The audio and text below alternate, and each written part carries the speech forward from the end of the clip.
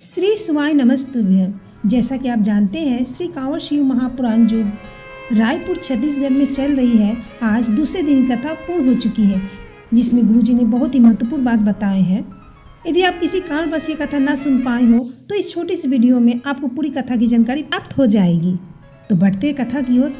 गुरुजी ने कहा, कथा प्रारंभ होते हुए गुरुजी ने कहा, पूरी रात्रि से बारिश हो रही है और सुबह भी हो रही है। पूरे ग्राउंड में पानी भर गया।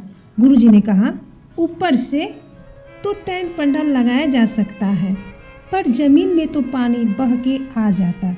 गुरुजी ने कहा, बारिश के बावजूद कल से ज़्यादा संख्या में लोग कथा में पहुँचे हैं।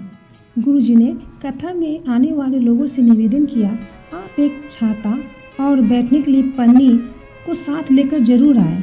ज़्यादा बारिश हो तो अपने घर से ही कथा सुने।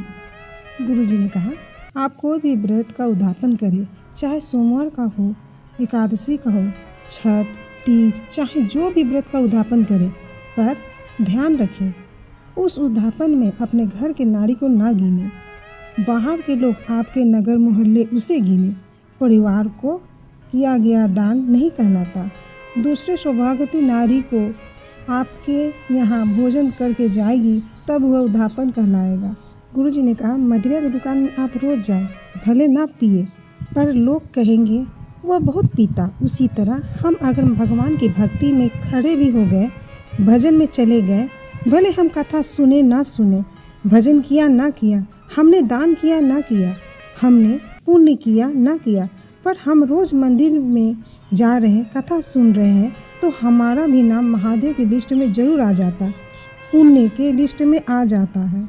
गुरुजी ने कहा, पूरे भारत के भूमि पर विश्वनाथ, काशी में त्रिजटा, जो लंका में सीता की सेवा की, उनका मंदिर साक्षी विनायक मंदिर में विराजमान है। आज भी माताएं त्रिजटा को पूजन करती, क्योंकि वह माता सीता से बार बार कहती, मैं जब तक हूँ तेरे हाथ का चूड़ा अमर रहेगा, तेरा सौभाग्य अमर रहेगा।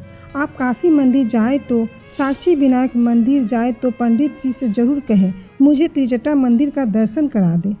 गुरुजी ने कहा, सावन के माह में आप शिव जी पर 2 लोटा जल अवश्य चढ़ाएं। तो बढ़ते हैं पत्र की ओर।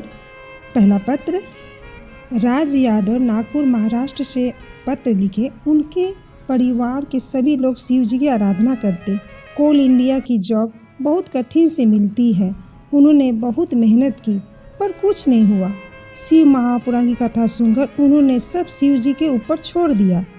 एग्ज़ाम वाले दिन महादेव को बेलपत्र में शहद लगाकर चढ़ाकर एग्ज़ाम देने गए। बाबा की कृपा से ऑल इंडिया में 33 रैंक उनका आया। वह बाबा को प्रणाम करने कथा पंडाल में आए। दूसरा पत्र, कामनी यादव उड़ीसा से पत्र लिखी। उनकी छोटी बेटी को कैंसर हो गया था। डॉक्टर का इलाज कराया पर कोई आराम नहीं मिला। किसी ने कथा सुनने को कहा, वह कथा सुनी। 1 लोटा जल शिव जी पर चढ़ाना प्रारंभ की। उन्होंने अपनी बेटी को शिव जी के भरोसे छोड़ दिया। जल और बेलपत्र शिव जी पर चढ़ाकर बेटी को देना प्रारंभ किया। बाबा की कृपा से उनकी बेटी ठीक हो गई। कथा सुनने कथा पंडाल में आए। तीसरा पत्र, श्रीमती कुमारी देवांगन जी खोरड़ा से पत्र लिखी। लोगों के कहने पर 2 महीने पहले से कथा सुनना प्रारंभ की।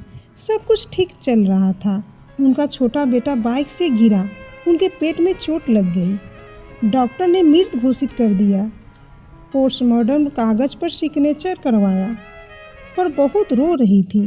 वह महादेव से कही, तेरी कथा अगर कोई टीवी में सुन ले तो तू कल्याण कर देता।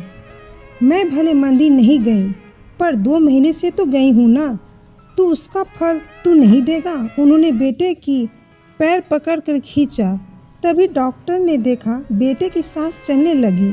22 दिन हॉस्पिटल में रहा। अब उनका बेटा बिल्कुल स्वस्थ है।